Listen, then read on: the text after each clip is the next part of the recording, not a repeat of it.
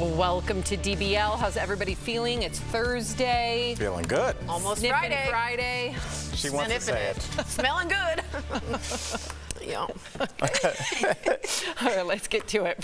For weeks now, many people have been speculating on the status of Jennifer Lopez and Ben Affleck's marriage, but one reporter in Mexico had the nerve to ask her about it to her face. It happened during a press conference for her movie Atlas with her co-star Simu Liu. Watch. ¿Qué te pasa? Your divorce, Ben Affleck is real. Okay, we're not doing that. Thank you so much, guys. Really appreciate it. Thank you, thank you. You know better than that. Come on, don't come in here with that energy.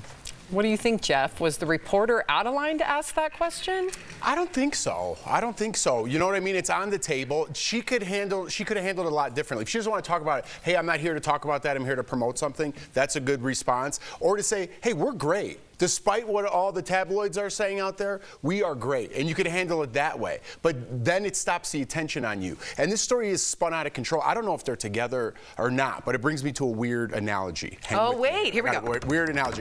Remember Andy Kaufman famously went to the zoo? I don't know if anyone ever heard this story. He hired a couple dozen actors, and he went to the zoo, and they all at once spread out and said there's a lion loose. And it was all made up. So everyone at that zoo that day thought a lion was on the loose, and they went home and told their friends. And then their friends told their friends. Kind of became like an urban legend. If they don't go back and do research, like most people do on the internet, they see a headline, they don't know that it was a prank. They really think a lion was loose in the zoo. That's kind of what's happening today with identity politics or whatever it is. Throw it in, insert that. People don't have all the facts, and they just run with the narrative, and nobody knows what it is. So if I were Jennifer Lopez and we were good, I'd start answering that question in a totally different way. I hate to say it, but I agree with the old Jeffrey over here. Mostly because I think that she could have answered, we're good, and moved on, which is, she didn't answer no. She never said no. But the second thing is if you are to get the perks and the privilege of getting to be that famous, you have put yourself in the public sphere.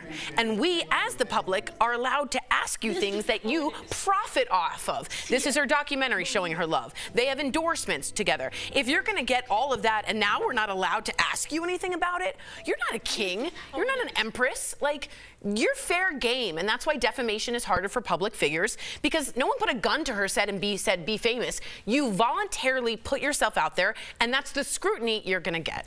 I would argue that even if you were a king or an empress, if you're making a headline or a part of your brand, your relationship, then that means that your relationship is on the table. Had they had a less public, and I understand that they're both celebrities, but you can have two celebrities be together in an intimate relationship and not have it be the headline of their lives. That's very true. We have had this Ben and Jen 2.0 marketing campaign in front of us for quite some time, ever since they got back together, and people became invested in that story.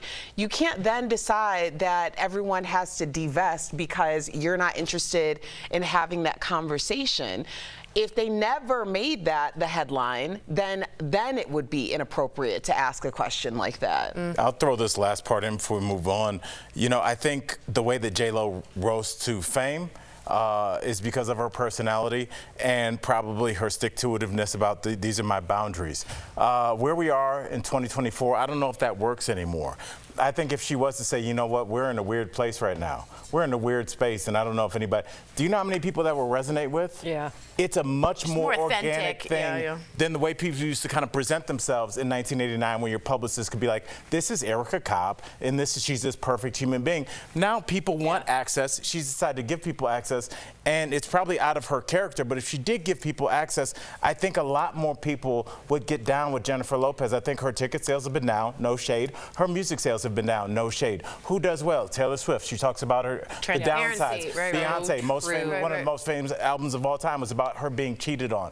That's what people understand. Yeah. People don't understand I'm perfect all the time. What's up here is my six-pack. People don't feel that. I love everything you just said, and a lot of people do. I'm really good.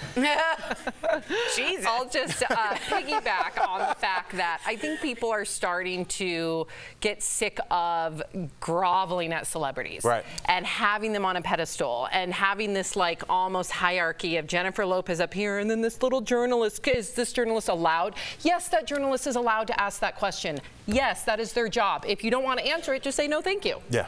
So, I don't even like this exchange. Even though I do give her credit for laughing it off in this exchange, it could have been way worse. But again, it still feels demeaning to the journalist. Come on, don't come in here with that energy. I didn't like that comment at all. Stop. I didn't like that. Stop. They've got a job. You've got a job. You're not better than them. Stop it. This is a weird thing, but I do want to throw this to you guys really quickly. We do see those interviews all the time from the 80s, 90s. Oprah, somebody famous, Barbara Walters, asking a question that's considered untoward. But I always look and I'm like, well, they're asking a question that the public cared about, Right. even if it's gross. And so No, it's different when it's like Britney Spears at 16 and someone's saying, "Are you a virgin?" No, yeah, So obviously. I know. Yeah, I just but wanted I to make that appreciate- crystal clear. Thank you, Sam. Yeah, I sorry. appreciate it. No, Okay. thank you. But the reporter does represent us. That's what people care about now. So do you think that that's kind of going to spill over? So when we do see those older interviews, people will give reporters more leeway. Like that was what was in the public zeitgeist at that time. And even though it doesn't seem good now, at least we can analyze what we were thinking in 1986 or 1998. I don't think grace is going to be something that is universally given to anyone for any reason. A boy can dream. Yeah, I mean, even we were talking about an interview earlier with Rihanna and how she responded to a personal question that was being asked to her in the moment when she was promoting something else. I don't know if We you have want the to share clip. that. We do. Yeah. Yep. I just wondered if you are as happy in your private life, and will we be seeing a certain Mr. Ashton Kutcher perhaps making a trip over here? Wow, how disappointing was that question? Should we move on to another one? Absolutely. I think there was a question. We've got to move on. I think I'm there's a happy question and I'm here. single, if that's what you were really asking. I think the juxtaposition here is that Rihanna had made a very concerted effort in order to focus on her professional life. And because of what had happened in her private life, I think that question was very inappropriate. In this particular situation with J-Lo, I think the question was appropriate because we have newsletters and we have marketing. I will say, though, I think Rihanna could have just said, "I'm happy and I'm single." I don't think you need to shame the journalist. And I get it. She was just coming off the heels of a lot of public traumatic stuff with her previous relationship, but at the same time, like, I don't like this public shaming of journalists just doing their job. Yeah. I don't. I hear that.